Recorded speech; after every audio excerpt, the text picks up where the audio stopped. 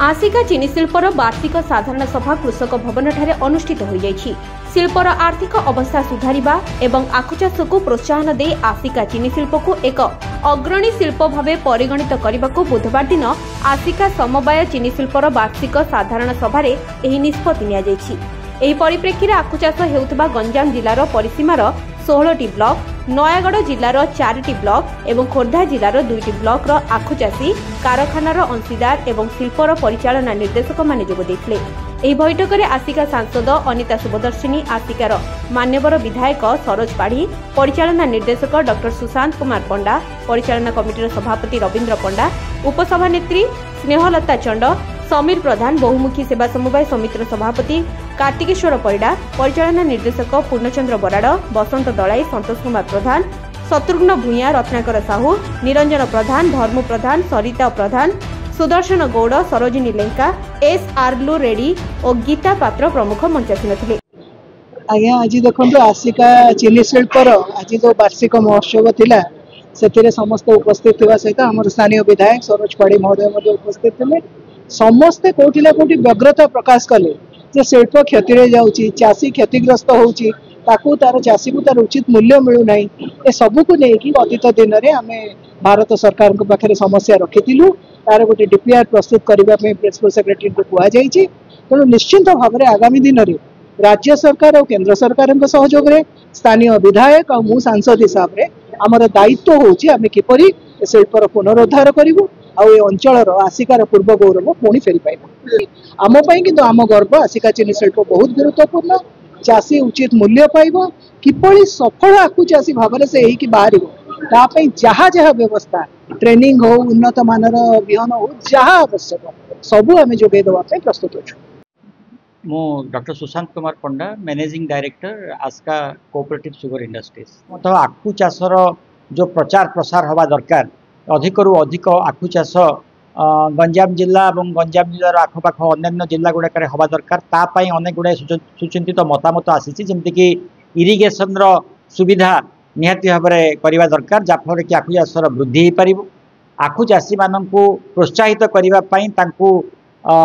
राज्य सरकार बोनस दबा दरकार, जमीक धान पाई चाष पाई बोनस दिगला से हिसाब से आखु चाष जदि बोनस प्रदान कर ताहले आखु चाषी प्रचार प्रसार हो और प्रोत्साहित अनुभव करेंगे आखु चाषी मैंने बोली आमर जो आखु चाषी मैंने मान्यवर विधायक एवं मान्यवर एमपी ए समस्ते मत प्रदान करिसेंती ए विषय। द्वितीयतः आपण जो कहले आर्थिक दिग यही सुगर फैक्ट्री आर्थिक अवस्था मुख्यतः निर्भर करुच्ची जो आमर कंट्री लिकर आदाय होची ताहा एवं जो सुगर प्रोडक्शन होची चीनी उत्पादन होची ता ऊपर निर्भर करुच्ची। जो जो रहिला आमर कंट्री लिकर तार मूल्य वर्तमान बोतल पिछा 60 टंका रही, जहाँ मूल्य वृद्धि जदि न करा जाए ताहले एई अनुष्ठान आर्थिक अवस्था भल हो पारिबो नाही। सेथिपई राज्य सरकार पाखरे आमे दाबी जणैचु, अनुरोध करिचु जे तार मूल्य वृद्धि करी बोतल पिछा 80 टंका करिबा पई।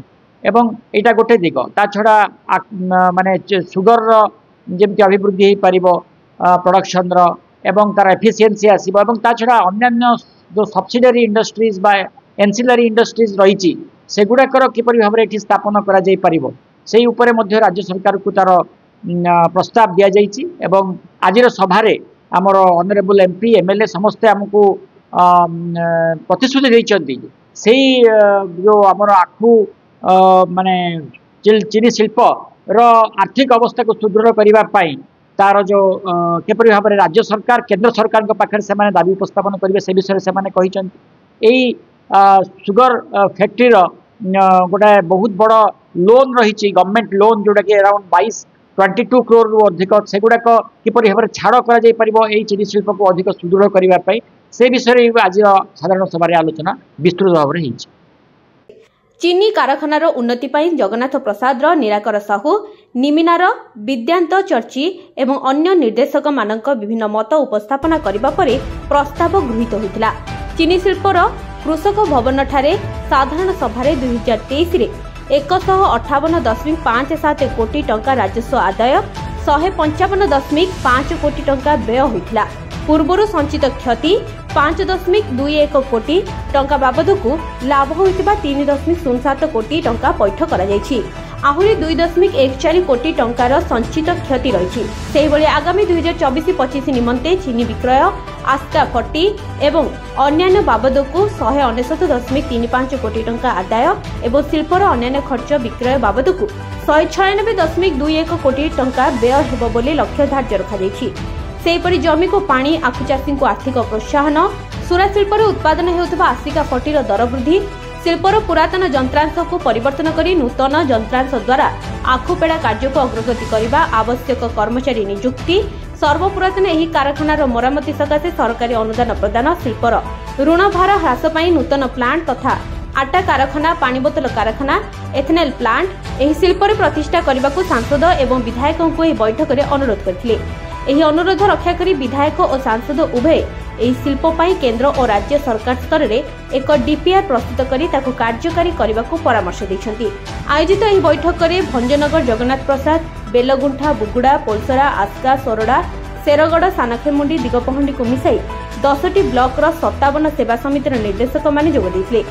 परिशेष अधिक बिलरे आखु चाष करने बेगुनियापड़ार किशोर चंद्र मेहणा कम जमीर अधिक चाष पाई आस्का तारासिंहर धोबा बेहेरा वैज्ञानिक पद्धति रे आखु चाष पाई शेरगड़ ब्लॉक ताकरडार सीमांचल नाहक और कुमारपाणीर नियमित भावे आखु जोगाइथिबारु पद्मचरण विषय को अतिथि माने सम्मानित करथिले। एही कार्यक्रम को चीनी शिल्पर अनेक कर्मचारी सहयोग करथिले। ब्यूरो रिपोर्ट प्रयास न्यूज।